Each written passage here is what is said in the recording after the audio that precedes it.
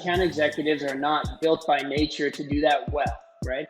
And I think you can apply the same thing to forecasting. So sales reps and sales directors are not built by nature to do that exercise well. That's the part of the job that most of them like the least. They want to be working deals. They want to be advancing opportunities. They want to be generating new opportunities. That's where they want to spend all day, every day. And if we could leave them to do that all day, every day, God bless them and they would be all successful. But the forecast, unfortunately, has to be done one way or another, right? So that's why I think, honestly, they struggle with it, is because they don't want to invest time in it. And it's not a knock against them. It's like asking someone, who's an expert at playing football to go be a ballerina, right? It's just not something they're built to do. I'm Devin Reed. And I'm Sheena Badani. And you're watching Reveal, the revenue intelligence podcast powered by Gong. Keep watching here to see the full interview.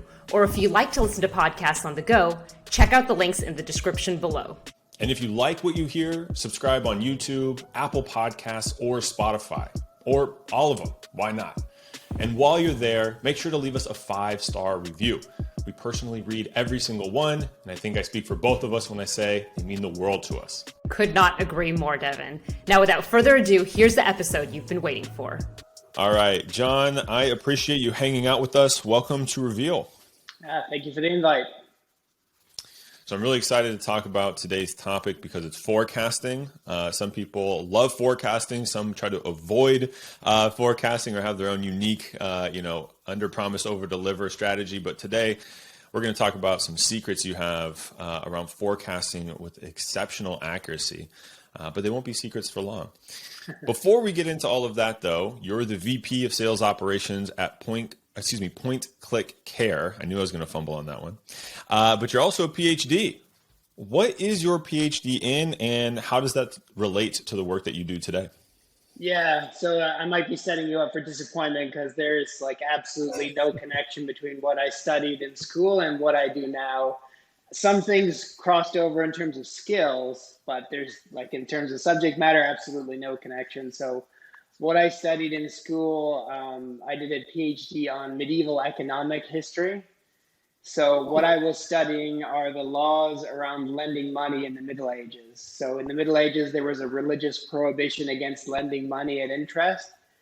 As you know, no one will lend money unless they lend money at interest. So the book I wrote was basically how people try to get around this law. So what I had done is I edited a confessor's manual, which was intended to instruct priests how to elicit confessions from people who actually did this, lent money at interest, and tried to detect it. So yeah, kind of a little bit interesting economic sort of historical thing mixed in with a little bit of religion. Like I say, in terms of the subject matter, could not be farther away from what I do today. Okay, well, I'm curious, what was the most common or maybe the most interesting way that you learned people would try to swerve around the no interest law? There were a lot of ways. One of them was in the dowry. So they would kind of bake an interest-based loan into the dowry when you got married. Another one was they did speculation on futures for grain. So they would do loans that way, where they would kind of give you money up front when you were about to plant the crops. And then they would collect more money when you actually harvested them. So they would kind of hide those, usurious loans that way. But there's a million different ways they did it. They're all, interesting, but I don't want to use up the whole interview talking about medieval history. We could do an entire episode on that. We really could. We definitely could. It's good to know people have been essentially evading taxes or, banking rules for centuries, not just today. Well, how would you say that, how would you take some of those skills, right? Surely you have some analytical skills from that experience. How has that parlayed over to the world of sales and sales ops? Yeah, that's where I say there is a connection. So when I was doing all of that work, it was a lot of really heavy duty analytical work. And especially when you edit a manuscript, you have to learn the discipline of paleography, and the discipline of paleography involves something called collation, right? So you're trying to go from versions of the manuscript that exist today to reconstruct how it was originally written. Because in the Middle Ages, everything was written and copied by hand. So you can imagine in the modern world where everything can be typed and copied and pasted, how many times do you get broken telephone? You still get quite a bit of broken telephone. Yeah. Now imagine where there's no emails and everyone is literally writing everything by hand. Imagine how much more broken telephone you get, right? So you have to reconstruct the original text. It's comparing so many things left to right to find out, okay, what are the differences? What are the similarities? And how do I get back to some original insights from that, right? That was what I think really got me started as an analyst. So, the beginning of an operations career is as an analyst. It's being able to pour through thousands of rows of mind-numbingly boring data to find that one little discrepancy or that one little insight that you can really extract from all that. And it's a patience thing, it's an attention to detail kind of thing, it's an endurance thing, right? Being able to just keep going and going and going and find those things. And I think really that's one of the things I took away from it, as well as an interest in and a curiosity to sort through problems like that. I think in operations you have a lot of problems that other people find boring, or you smash your head against the wall trying to sort them out. You have to have that mentality saying, I want to go find the answer in this massive chaotic data, right?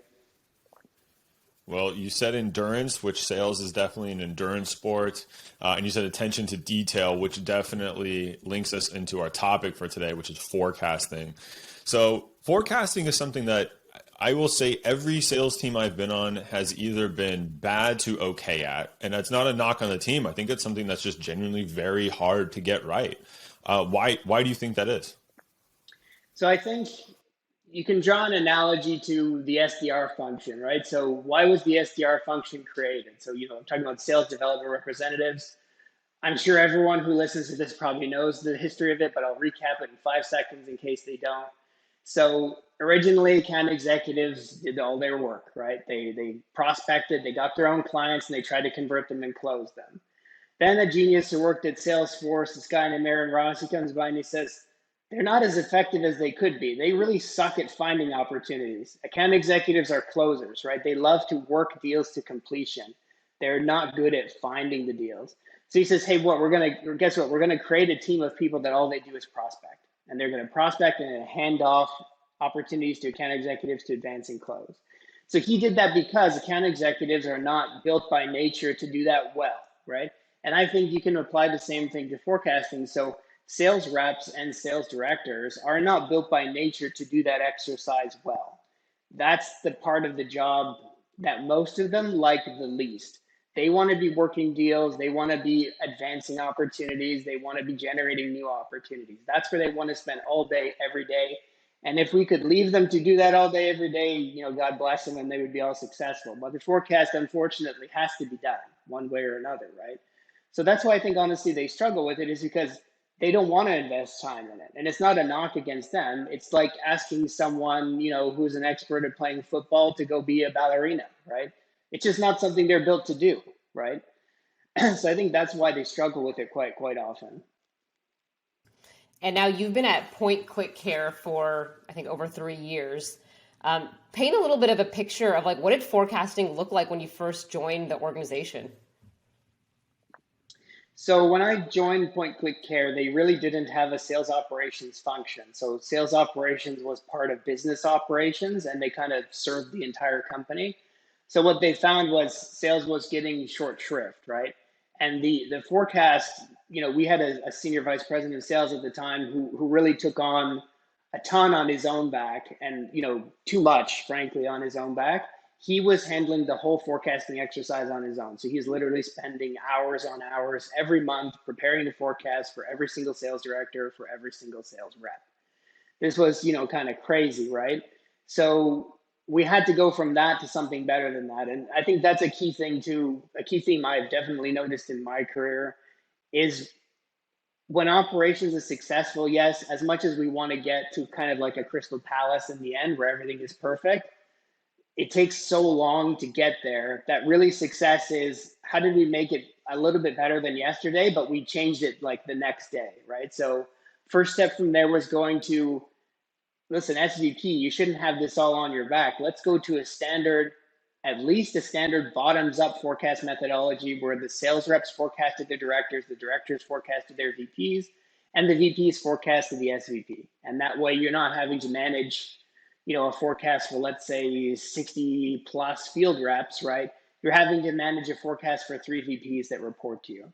And that was really the first step, is just getting a very basic bottoms up weekly, monthly, quarterly forecast cadence going. That was really the start of all of it at Point Click Care. So I like the first. To me, this sounds like phase one. I have a feeling more phases are coming, and it reminds me of something you mentioned earlier. Like, I'm going through handwritten transcripts, right, one by one, playing the game of telephone, and you kind of just described a game of telephone, right, rep to manager, manager to director, and I know things sometimes get lost in translation. After you'd kind of finished phase one, what were some of the challenges that kind of sprouted out from that, and how did you kind of go to build phase two?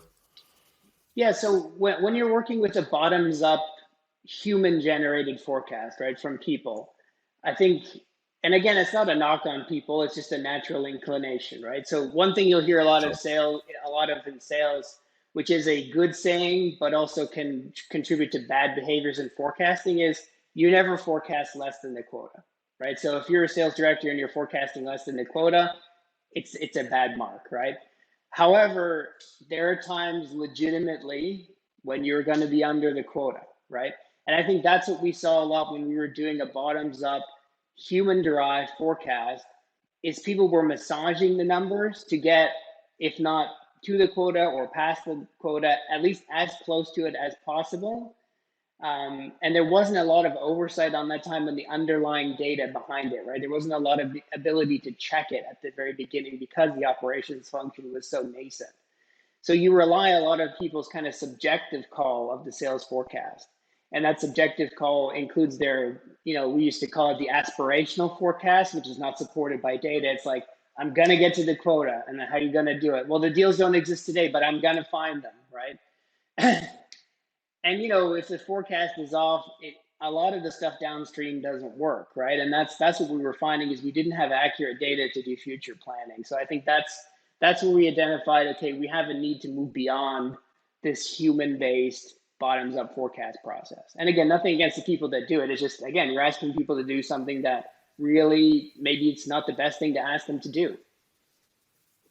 Yeah, I've been there. I mean, it's hard, right? If you're gonna, your forecast says 88%, maybe just nudge it up to 98%. Maybe some good fortune happens. Maybe a deal gets a little bit larger. But yeah, I mean, it's kind of natural, right? Like, of course, you're gonna want to, project a little bit more, and you also know it makes things smoother for you.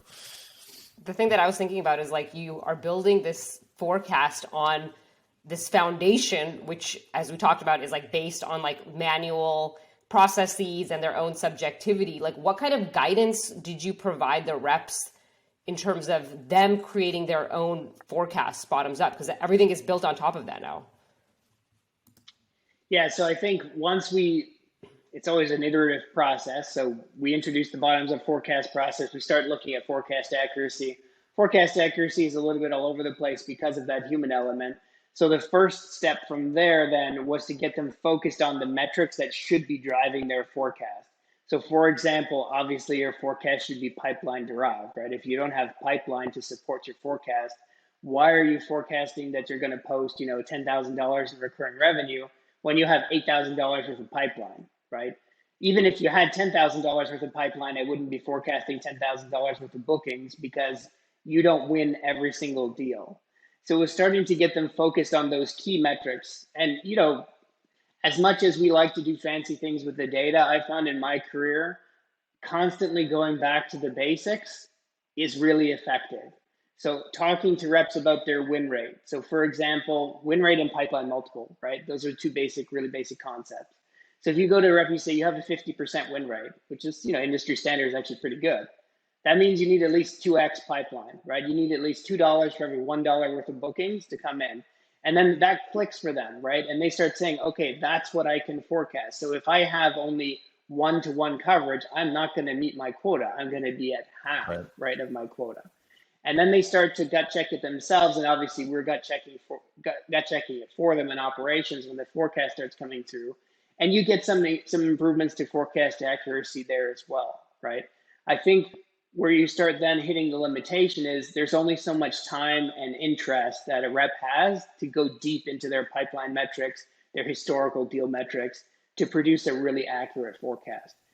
And to be honest with you, like, if they mess up their forecast on the positive side, you know what I mean, where they crush the number they gave to us, it doesn't help us with planning, but we're less kind of merciless to punish them because like you're doing a good job, you're just Yeah. terrible at forecasting because you don't like it and don't spend a lot of time doing it, right? Yeah, there's that point in a rep's head where the time I'm now, spending on the forecast, I could just spend generating pipeline or making that forecast better. And so it is hard to maintain that. I want to go back for a second, John, and tell me, maybe you have the number, maybe you don't. So it's understandable if you don't, but we started this with, SVP doing everything manually.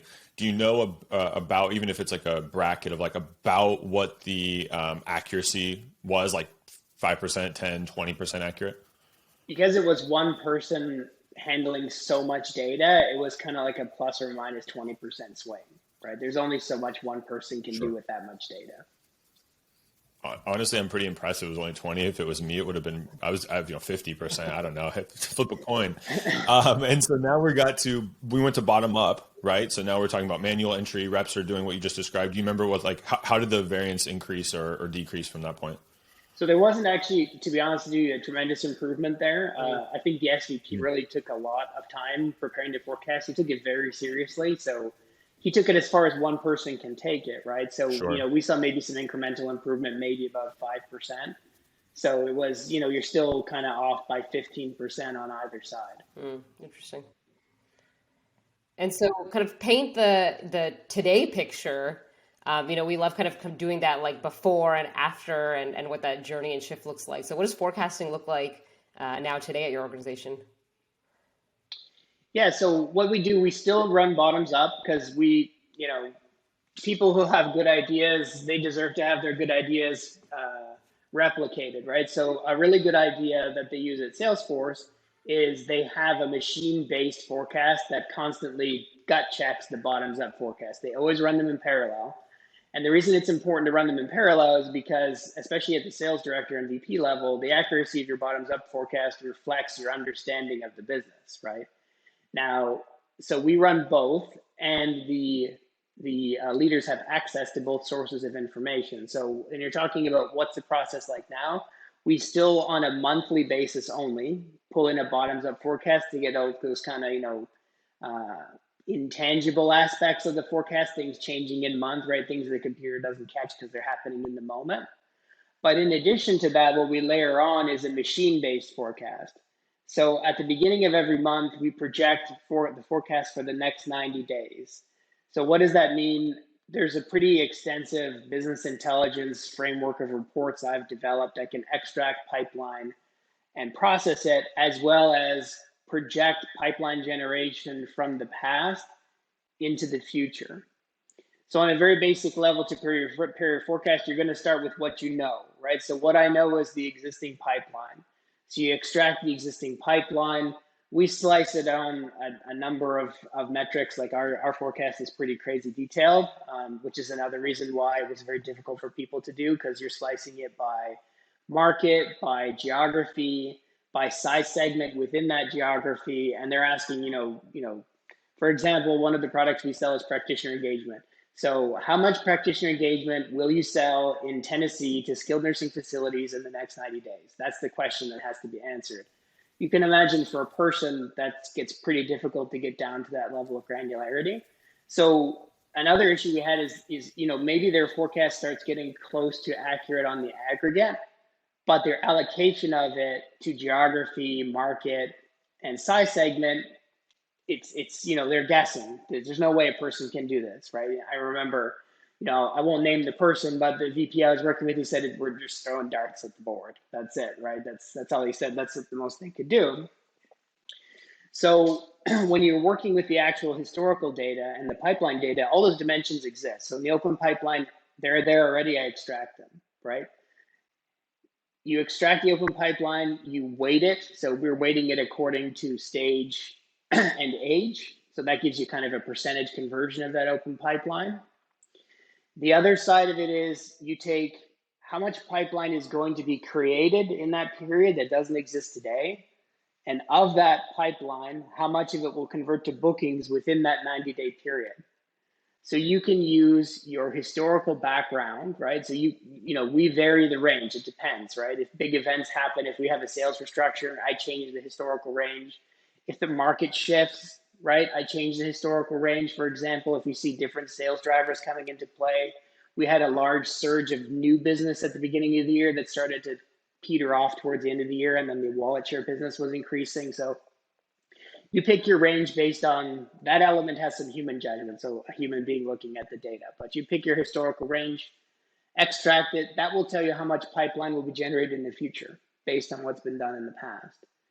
You take your deal metrics from the past, your average length of sale, and your win rate for every product, sliced on all those dimensions. So I can tell you what is the win rate for practitioner engagement in Arizona for skilled nursing for 2 to 5 facilities. We have enough data that I can actually tell you that.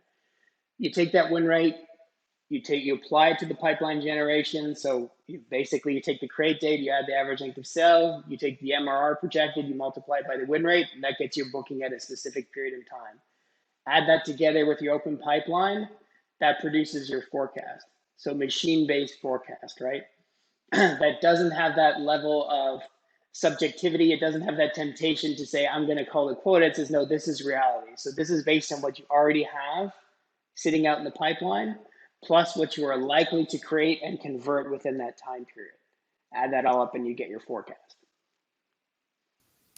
If you're listening to this and you don't have a pen, pause, go find a pen and go back about 2 or 3 minutes and jot down those notes. Because I feel like, John, you just gave a crash course and exactly all the things to be looking for. Because what I just learned also, amongst many things, is it's not just about where are we going to end the number right now, but it's all of the data you just described will help you be a better strategic planner, right? So you know how many people to, if we're raising quotas or changing quotas, how and why, right? Headcount, join, all those things. You kind of take forecasting away from just the where will we land on our number and really elevated it to the next level. Thank you.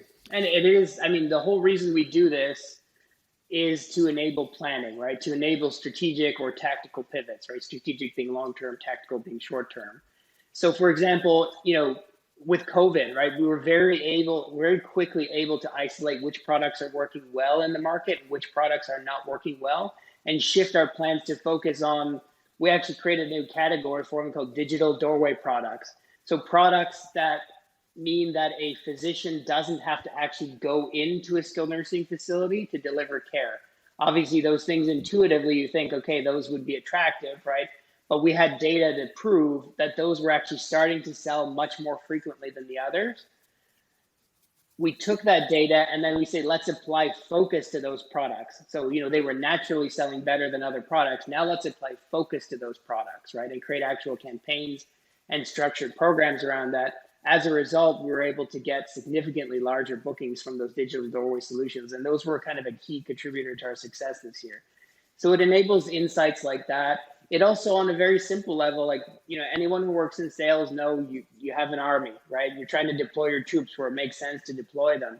If you see, for example, gaps in a certain region and surpluses in another region, you know that your army can be deployed to ultimately achieve the goal, right? You're not worried that a gap here doesn't have a surplus over there to cover it. But if you see gaps all around, now you know where to go to fill those gaps, right? If there's a gap, for example, in enterprise sales, right? Are we seeing any goodness in, for example, the Western region sales that we can accelerate to close that gap, right? It just enables that kind of decision making. So you can see a little bit into the future and make decisions about it. I got to ask the question because I asked for percentage for phase 1, 20% variance. Phase 2 was 15%. You just walked us through human in the loop, machine based as well. What variance are you at that point, or if that's today, what's that forecasting accuracy? So we have a symbol for it. 3%. He's holding up. Wow. 3, is it 3? Wow. For folks on not watching the video, 3% variance. Well, because now I feel dumb because my next question was going to be what's in the future. If you have, the magic wand question, what would you solve now? But now it's almost do you even bother trying to get closer than 30%? Because I feel like that's pretty much the gold standard, if not whatever's above that, the platinum standard. So what I think is when I say 3%, so the metric I use is the standard. So that's a quarterly forecast accuracy. So on day one of the quarter, we predicted how that quarter would end with 97% accuracy. I think the next step that would be really helpful to us is to be able to drill down into how each month within the quarter plays out, right? That we are still not as close on. So we're about 88%, so 12% off on how each individual month ends up. That's when we're predicting each month's close 90 days before that month happens, right? That's how we measure that. So 90 days before, if we're talking about we're sitting in January, we're trying to predict how April is going to finish. There's still room for improvement. So on the aggregate in the quarter, we're very strong, and you're right that we are within the range on best in class. It's just getting down to that monthly. It's also, going down and really slicing deep. How did we hit each product? How did we hit each geography, right? We're not there yet. We haven't done that level of onion peeling yet to see if every single metric we have is actually being met with really high forecast accuracy. We just know the aggregate number is being delivered accurately. That's great. I think a lot of the folks who are listening are going to be in various phases of their journey along that forecasting route, where some are more manual and some are trying to automate, and maybe some are close to where you are today. What recommendations would you have for folks who are thinking about automating their forecasting and getting to that more precise, accurate number? So what I would recommend is don't roll it yourself. I had to roll it myself because I wasn't able to secure budget to invest with a partner, right? The reason I say that is because it's very difficult. And I'm not like patting myself on the back. I'm just saying it takes up a ton of your time as someone who leads operations. It takes up a ton of your time working with your operations analyst that you could probably better deploy in other ways, right? So it's like when I'm talking with my boss, he says, "Is it taking up too much of your time?" I said, "No, I'm just working way too long," right? Because the time you take to spend doing this during the day, you've got to make up with other things in the evenings and the weekends, sometimes like that to make sure you're back on track with all the other key priorities. So secure budget for it, right? It's just something, just the quirks of working, right? I did a business case, you prove out the ROI, competing priorities in the business, budget goes somewhere else, right? Make the case and keep making the case to invest in technology because other people have solved this problem, right? There are vendors out there who have revenue operations platforms that do something similar. So if you can avoid rolling your own, try to avoid rolling your own, right? If you can't avoid rolling your own, work with a data scientist. I'm not a data scientist. I'm an amateur data experimenter. I don't know what you would call that, right? Work with a data scientist who can do this in a much more sustainable way. So you can contract with a data scientist, whatever, right? If it's a cheaper buy than investing in the revenue operations platform. But really, as although my forecast accuracy is very good, the process to get there still requires a lot of maintenance of the code, running it each month, et cetera. Like the process doesn't take very long. It takes a half hour, but it's a half hour every month where I would wish I would have a revenue operations platform where I could just click every single day, what does the next 90 days look like? That's something I can't do today. It's still a cut in time, right? So I'm happy with what we've accomplished, but definitely investing in technology would be my next move. And I would suggest that be the first move for someone looking at this. It's always great to get that feedback and recommendations from someone who's been through this entire process. It's like almost like guidance you're giving yourself, a couple years into it. Like, what do you wish you knew back then? So that's great recommendations there. So, John, what final advice would you have for our revenue leaders who are listening? I think the only thing I would add is for anyone who's an operations leader or for working in operations, never work on 5-year plans, right? I think that's what a lot of people get killed on, is they're trying to do something truly amazing that's going to take 5 years. Yes, you have to have your 5-year plan. You have to have, this is what excellent looks like, and that's what I'm working towards. Every day, try to make an improvement, even if you have to hack in that improvement in the short term. Make sure you're constantly delivering some kind of incremental value to the business. Because I know a lot of colleagues who work in operations, they start getting in trouble because just the length of time it's taking for them to deliver the value, it's stretching out a bit too long for the sales leaders who want to consume that value, right? So whatever you can do to return time back to your sales leaders, back to your sales reps, with the exception of probably rolling completely from scratch your own forecast model, right? Invest in technology if you can, right? But even investing in technology, that's a shorter journey, right? That's a shorter journey than saying, I'm going to, get a whole data science department together and we're going to have our own model that's just as good as what a revenue operations platform does, right? Try to find those quick wins, try to find ways to make the process better as quickly as possible while always working towards that ultimate goal. John, you have made it to the final round. It's not going to be as hard as writing that book on medieval, I want to say tax evasion. I know that's not quite what it was, but that's where my brain went. But we have the same question we ask all of our guests, which is, how would you describe sales in one word? Endurance. That is true. I would agree. That is very true. Especially as we talk through all the phases of forecasting and all the things that went into it. But John, I want to thank you. I feel like this was a great crash course in forecasting accuracy, and I truly enjoyed hearing your story and the phasing that you went through, because I know everyone listening surely identifies with one of those phases, probably one of the first two. So I can only imagine how many notes our listeners wrote down. So I want to thank you again for sharing your time and expertise with us on Reveal. Well, thank you for having me. Thanks so much, John. Woo!